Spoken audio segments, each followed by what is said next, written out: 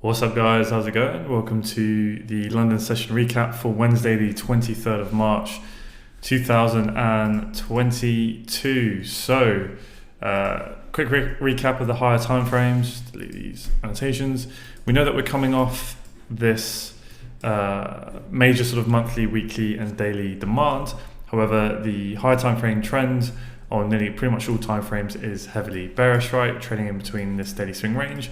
We've had a decently sized pullback. We didn't quite meet the EQ, it's around about here, but we did mitigate the prior swing range, okay? So this whole area being the prior swing range, obviously, this is where the swing pullback is. Very often you can see a continuation from there when the trend is quite strong. We do have this buy to sell wick daily supply as well. Not the cleanest supply zone in the world, but it is there. We had sweep then sort of this internal high, right, fell to close above it, and then had a decent retrace. So the very, very, very simple and sort of high probability forecast is we're bearish. We've had a pullback to an area of supply. We've swept liquidity. So now there's a reasonable, decent chance, right, that we're going to target this week low and continue that bearish expectational order flow. The other aspect to that is that because we're coming off such major demand, we can see a bit more of a complex pullback to continue up into more sort of premium supply. Obviously, with the small possibility, right, we could switch bullish, but we just always assume that the trend is going to continue until it doesn't, because it just keeps things a lot more simple. So once we've had that sweep, fell to close above it as well, which obviously is a nice sweep, mitigation of supply from the prior swing range, we can start to look for shorts to the downside to potentially target this low, whilst also looking for potential longs within here, just in case we do push up higher. 4-hour chart, swing trend is bearish. As you guys know, I have a bit more of a slightly aggressive swing range at the moment, but that's the way I have my structure mapped out. We failed to break above that high, and we've been continuing to the downside, but obviously overall you can see it's quite choppy. It's not super, there's no real clear high time frame intention so far just yet on the 4-hour chart, I should say. But overall, I'm seeing this as one big complex pullback, and we're now looking to take out this weak low. Why is it a weak low? It's weak because it's failed to break any swing structure so far. So when we kind of came up and mitigated the extreme supply that was left within here, swept the liquidity behind this high here, then that led to that 4-hour bearish chart, right? That being that last internal low. We then switched bearish, and then we came down into this demand chain, okay, that has been starting to build the last few weeks. So there was a possibility as price came into here that we could then have another wave to the upside, right? We were kind of starting to see these internal higher highs and high lows starting to build. I'm kind of looking at those slightly larger internal swings of price. But with that said, we may have only just mitigated this demand that led to that bullish 4-hour chock, simply just to reach 4-hour supply. So, demand chains aren't going to last forever. At some point, they are going to break, and all of this liquidity that has been building, price is then going to want to, basically target and break into that. So to keep things very, very simple, as price then pull back up into here, sort of pre or during Asia, coming into London, the simple play is to look for shorts that are pro daily, pro 4-hour, pro M15 trend, and then to short minimum target really down into kind of this 4-hour wick demand, but really looking for that bigger move to try and take out this low, because if we can break this demand chain, then we should see a reasonably aggressive move, with the idea being that all of this demand has now been absorbed. All of the orders within here have been filled. So if we can break through this demand chain, really there should be a vacuum of orders, and you can see a much more aggressive move typically, and we may take out that low, okay? But yeah, with that said, we may see this demand chain continue, so there is a possibility you can look for longs within here to try and have that deeper move. But yeah, trades within here were very, very simple in my opinion, in terms of we're bearish overall, we come into demand, we come into 4-hour supply, now looking for shorts with a minimum target here with the potential that we could go a lot further. 15 minutes. So obviously looking at the bigger swings in price at the moment with the current volatility, using 30 pips, if you want to use that as your mechanical rule, your swing high would be here, and then after that break of structure, we didn't have a 30 pip pullback until here, okay? So this was not swing structure for me. So for me, we were trading between this low and this high here. So I just zoom in a little bit. So we pulled back up into this grey box, which is obviously that fresh 4-hour supply zone. We then mitigated this very clean M15 supply here. So we really started to continue that supply chain, right? So yes, this is valid from the wick, from the top of the wick to the bottom of the wick, right? But I'll just refine it to here because I can, just keeps it a little bit neater. That's literally the only reason. Likewise here, right? That's the valid zone, but I've just refined it to the wick because we can, just keep things nice and neat. So we started to see a very clear supply chain forming within that fresh 4-hour supply chain. And then coming into London, price was around here. So this low, right, is weak because it's kind of failed to break that high. So we've come up, failed to do so. So at this point, kind of really expecting price to target this weak low, especially as the pro trend move is to the downside. So price came up into this supply level here, right? Broke some structure down here, giving us another supply zone. So yes, at this point, as price is coming back in, you could say that this is technically a weak high. Why is it a weak high? Well, it had tried to come down and break this low, but it had failed to do so. But this is where you go, okay, yes, structurally this may be weak, but what is the overall high time frame story? Well, the swing trend is bearish on basically all time frames from the M15 and above. We have a very clear supply chain forming. There's supply in here that broke this low here. So as price is coming back in, right, this is a decent level to then look for that continuation to at least target this weak low, with the possibility, of course, we can then continue that swing trend and target lower. So for me, this is very kind of textbook price action, very, very clean and really high probability to be looking for shorts within here, right? We have some nice inducement, etc., etc. And obviously you can take profits along the way, right? You can take, if you got in short from in here, you can pass short these lows because obviously there's a bit of a demand chain forming as well. So price could have obviously just tapped into here and continue up before going. We also have this demand here. But ultimately we expect these lows to go. So as price is coming into here, don't really want to look for longs within here, but it's more just being aware of that if you're shorting into it or taking profits or whatever, that we may get a bit of a pullback, right? Before we then continue down. Likewise here, demand when it's counter trend, right? Especially after we've already had the pullback, after price has basically fulfilled its objective, it's had the pullback now into premium supply, so now we're ready to go. So at that point, typically just view all of these demand zones as just areas to expect pullbacks, right? Potentially expect a pullback, continue lower, expect a bit of a pullback, and then we break the swing low. Okay, so that doesn't mean that you don't have to trade these. Of course, you can look for longs from within here, but you just have to understand that they're a lot lower probability, and you want to be quick in and out with your management. Okay, typically I prefer to play the counter trend longs, like in this case, when the pullback is starting. Okay, so i.e. price comes in here, right? You want to be looking for these longs, but then once price has kind of fulfilled its objective, typically they become a lot lower probability, right? Because then you're looking for just short bounces from them for that to take out the low. So that's just something you want to bear in mind. Okay. So yeah, coming into London, looking for the shorts from within here. I missed the initial shorts, which we'll take a look at in a minute, and then price came down into this weak low, so I was just expecting a bit of a pullback. So if I just zoom in actually, so at this point I didn't really want to kind of keep looking for continuations once this demand was mitigated, but once we reacted from it and then we closed just about, it's by about 1 micropip, we closed below the reaction, so the reaction from then demand had failed.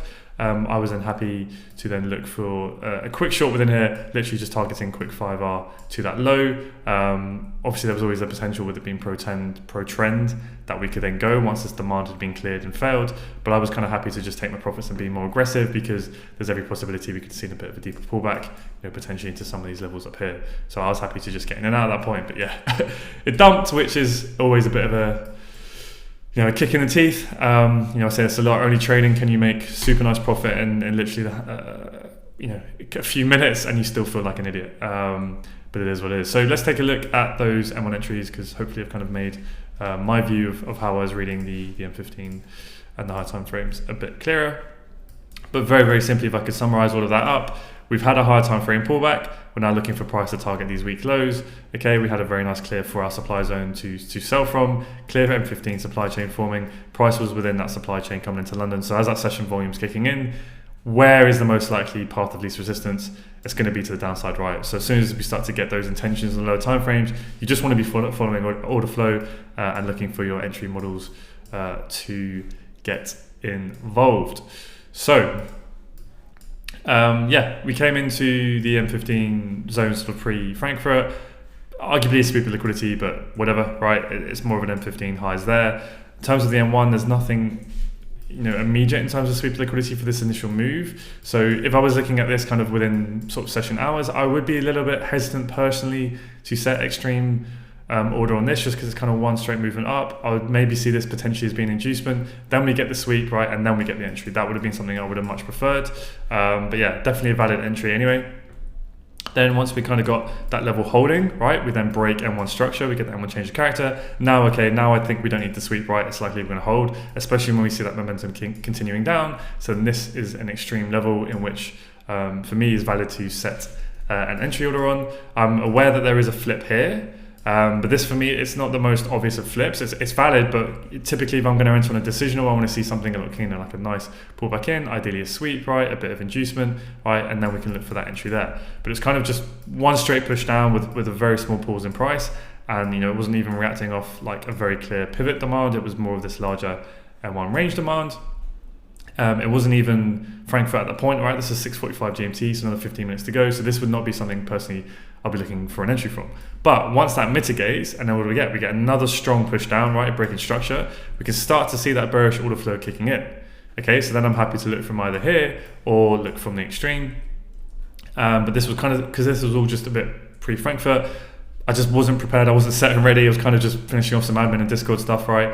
And then this all kind of played out without me, but that's cool. It is what it is, right? I kind of more had my eye on price coming up to this extreme, but this is definitely valid. So with continuations, a very kind of short answer of what I typically like to see is I want to see a mitigation, a sweep of liquidity, and then price continue. And then as price comes back into that level, that's where I want to be looking to get in short, right? So the mitigation is really important. Why? Well, because essentially you're looking to get in on the start of a chain forming, because if this high had not mitigated anything, then it broke structure. Well, yes, it can continue, but as price is coming back up, very often that can then be used as liquidity to then mitigate the supply behind it, and then we continue. So then you would have a sweep of that high, and then this would be your high probability continuation, right? Because that would be your mitigation up here, your sweep of liquidity here, and then you look to get in short from here, okay? Which is essentially what happened lower down. So this isn't the best sweep in the world, but for me it would be valid, right? Because we have a high, it sweeps that high, it mitigates the flip, then we continue. Okay, so now I have that mitigation. Is, if this order flow is going to continue, you can almost view that as a protected high, right? We've swept liquidity here, so now you look for that continuation to continue down. In the end, that high didn't end up actually getting swept, but you would have easily stayed in with a 2-pip stop covering this high here. So that continued down and it dumps nicely. When it broke this low here, okay, then I was looking for an entry here, okay, but obviously price just continued down and dumped, so then cancelled my order at that point, because obviously prices have to come a long way back, but it is valid to leave your entry on there. A lot of people do that, that's absolutely fine. Typically I just prefer not to move that big, or when it's coming off demand would be my other answer, right? If you're looking to get short and then price comes and mitigates M15 demand and then comes all the way back up, then I'd be wanting to wait for another M1 CE from that level at least, okay? So then we started to pull back, obviously a lot of momentum at this point, and then we pushed down, so then we had another M1 break of structure. Now I set an entry order on this, it was an M1 flip, as you can see, right? We came to this level, swept liquidity and pushed down. But the thing I don't like about this, which you may have noticed, which I said I wanted to be part of my continuation model, is I want this high to have mitigated something. It didn't even mitigate really these buy to sell wicks, even though that would be kind of clutching at straws, really. It's very, very minor. But that's what I would have preferred to have seen. But just because of the overall M1 momentum, and just it's right at the start of the session, we've mitigated kind of that M15 extreme supply chain, and really looking for all of this big move to go, risk rewards there. I'm happy to be a bit more aggressive in that case. We had inducement in the leg as well, we swept liquidity, so I was happy to set my entry order on it within here, right? It's just quite a big wick, so that's why I drew in the wick, but yeah, it would have been valid to draw it like that, which is ultimately what it mitigated this M1 supply range. But yeah, even with a 2-pip stop, I'm always going to want to cover that high. So personally, I never would have been tagged in on this. Then when we continue down and broke structure, this is where it would get a bit tricky. So let's just ignore that there's any M15 demand here for a second, but it's kind of just purely talking about the M1 price action, because at this point here, and this is where continuations are not my strongest point. I'm still trying to kind of get better at these and kind of really kind of focus on these and try and really nail these down, because at this point here I would have doubts about whether now, right, this M1, get my mouse to work a bit better, this M1 supply range is now mitigated, right? And we have a very nice clear sweep of liquidity. So actually this does then become a higher probability area to be looking for, and it's unlikely that price is going to want to come up and mitigate this wick, because they're kind of the two thoughts that go through my head, and I'm not entirely sure, and of course you can never be 100% sure, you just have to roll with probabilities. So I think the fact that this had a clean sweep, it had pretty much mitigated the top of this pullback, right, that range, that kind of pivot supply range, and then continue down, then I think that is a pretty decent short. So whether you left your order on here like this, or then you saw this as then mitigated and you're following order flow and you set your entry order on here, I think both are kind of valid ways of looking at the market, because there are times I can see this happening where price does come up, uses this whole section of inducement for this level up here, right? So then you can leave your order on and then you do get tagged in. So it's kind of one of those just things. I don't have a very, very clear answer for you, but it's kind of just working with probabilities really. But the reason why I didn't like it was because it had come in and mitigated this, zoom in, M15 demand level here. So yes, it's a weak low, right? This minor low, right? Because it kind of failed to break this minor high. Not kind of, it definitely did fail to break this high. So kind of just looking at those minor swings in price, right? It failed to do its job. So then I'm expecting this low to go. But that doesn't mean that you can't have a decent reaction from there, maybe up into here, and then we go, okay? So you have to be careful shorting aggressively on the M1 as price comes into these levels, right? Because you can take unnecessary losses. So coming back here into the M1, that's when I'd cancel my order on here. I didn't want to short from here, and I was just leaving it alone at this point and looking to see if price would come back up to this level here where we had that M15 supply, and then I would have been looking for standard M1 entry within here. It's basically what I was thinking at that point, or seeing what happens next. So sitting on my hands at this point.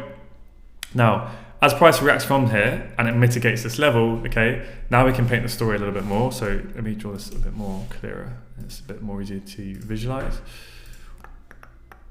So you can kind of see these supply chains forming, right? And this is when then it's a lot easier to then follow the continuations because you're just following order flow at this point. And as long as the supply chain keeps holding, then you can keep essentially shorting into it. Because yes, if you take a loss, eventually the supply chain may fail, then fine, we're coming up much higher. So that's why it's worth the risk when you can kind of paint the story, because what I don't like doing is taking continuation here and then just getting stopped out whilst it mitigates an unmitigated supply level just above and then continues down. But when you can essentially view these as all mitigated and part of the supply chain, then for me it's worth the risk, because the way I see it is if I get stopped out here, well then we're going to be coming much higher anyway, and then I can look for a re-entry up here. But this specific one I just circled I didn't like because we're coming off demand. But once price reacted and then pushed down, right, clearly, obviously an M1 boss, so now we have a clear M1 set up. But what I more liked about it was obviously this M15 blue box. We had that M15 flip zone. Remember, we reacted from this M15 demand zone, we pushed up, and then when we broke and closed below, just about on this level, that for me then is an M15 flip zone, which we had then the M1 unmitigated level within there. So I was happy to take that. Now the things I don't like about this zone was it was quite a straight push, right? There's no inducement in this leg, and it's not really an M1 sweep liquidity, but this is where I'm using a little bit of nuance and a kind of, it's not an M1 sweep, but this on the lower time frame would be a very nice clear sweep, okay? So it's just, it's better than nothing, right? If that was just one straight push with two bearish candles, right, there would be not really a clear sweep there for me. Arguably it sweeps this, but, getting a bit, this is where liquidity gets a little bit discretionary, right? But overall, following the order flow, clear supply chain, right? Look at these clear M1 swings in price. We now had this within the M15 flip zone. It's the extreme. I was happy to take the risk, primarily as well because I could get 5-1 to the low, and I just did a full set forget, full TP here. Obviously left a lot of profit on the table, and I always knew there was this potential, but I'm happy to be a bit more aggressive here, getting out, take my profit. If you can bank 5R that quickly, I'm personally going to take that any day of the week. And then, there are continuations within here, but for me, if it's failed to break this low, this is where, again, I don't really like continuations like that, because then you can almost view this as weak until that low goes. Really, I want to see that low go, get that M1 breaker structure, and then look for price to pull back in, and then I'd be a bit more happy to take it. Obviously these can play out, but I'm not really personally a big fan of doing that. Also, the negative confidence as well was, right, we swept that M15 low, which is, again, that weak M15 low here. So yes, although we expect it to break, there's always a possibility you can see a bit of a deeper pullback, kind of like what we're starting to see now, right? We start to see that steeper pullback, which was definitely something I was a bit hesitant about, but overall I was happy to accept the risk because it was nested within that M15 supply chain, etc., etc. So well done to those who caught any of these continuations and managed to hold on to some of your volume, as you will be sitting pretty tightly. That's peaked over 15 hours at the moment, but that's the way I managed it. I'm happy with enough with it. Continuations is still something I'm trying to kind of get a lot better at and get more confidence with both managing as well, because if I entered higher up in this leg, then you can hold with a lot more confidence, because then you can ride out any potential pullbacks we would have got in here, right, and then continue down. So that's the way I view that. So coming into New York, obviously it's a bit hard to call on the 4-hour chart, but if we expect the overall swing trend to continue, potentially this demand chain will now fail. I think if we can kind of really break through this low, then I will be expecting a decent move. Maybe we'll reject some demand within here and see a bit of a messier move. Or maybe this demand chain is going to fail, right? This wick did cause that shock. It's not really the greatest move in the world, right? Probably just to mitigate the supply and continue lower. But there could be a possibility to look for some longs within here. But I'd be a bit more aggressive with the management, as obviously it's heavily counter trend, and it could be just a move into here to then continue lower. At the moment, we are coming off remaining volume, or should I say remaining orders, remaining demands within here, right? If you want to refine that to the wick, but yeah, I wouldn't necessarily expected a big move like that, considering it kind of already being mitigated. But obviously demand is still valid until price completely trades through it, as there can be some orders left within here. But yeah, maybe this move is literally just to come back up to this level of supply here and then continue down, although it's a straight push, no inducement and no sweep. So yeah, it'll be interesting to see, but I won't be looking to get involved as we're now in between the London lull. Anyhow, so yeah, potentially may see continuations from here, or maybe we're going to have a deeper pullback kind of up into these levels up here, which would be nice. And then we can see that supply chain is going to continue down lower. And of course, you can look for longs from within this 4-hour demand zone. We do have these 2 and 15 demand zones that are valid, but I definitely prefer the extreme. If you are going to trade, heavily counter trend, always going to prefer the extreme. But for the majority of you, if you have your structure maps the same way as me in the M15, I know some of you have it slightly different, and that's absolutely cool. Just be consistent with your approach, right? Back yourself. You don't have to have it the same way as me, but as long as you keep doing that week in, week out, you'll be fine, okay? Especially when we kind of have, not the clearest of all higher time frame intentions, right? Like I was saying, there's a good argument for we're literally just going to dump through here. There's also a good argument that we're starting to see this larger complex daily pullback, okay? And there could be a decent longs from within here. It's a little bit tricky to call at the moment, so that's going to be down to you guys whether or not you kind of want to look from longs from within here or not if they set up. But yeah, I'm not a massive fan of very kind of tiny sell to buy wick zones or buy to sell wick zones. That's a decisional flip there. We also have this being the supply range, right? Price came in and reacted. So both of these are arguably flips. They're both within that 4-hour wick demand. But this is obviously the clearest M15 demand overall. But for me, because I have my structure mapped this way, right? This is a weak low. So I'm expecting ultimately it to be run. So what I expect is just catalyst for price to pull back like that, right? Into the supply to then continue that movement down lower.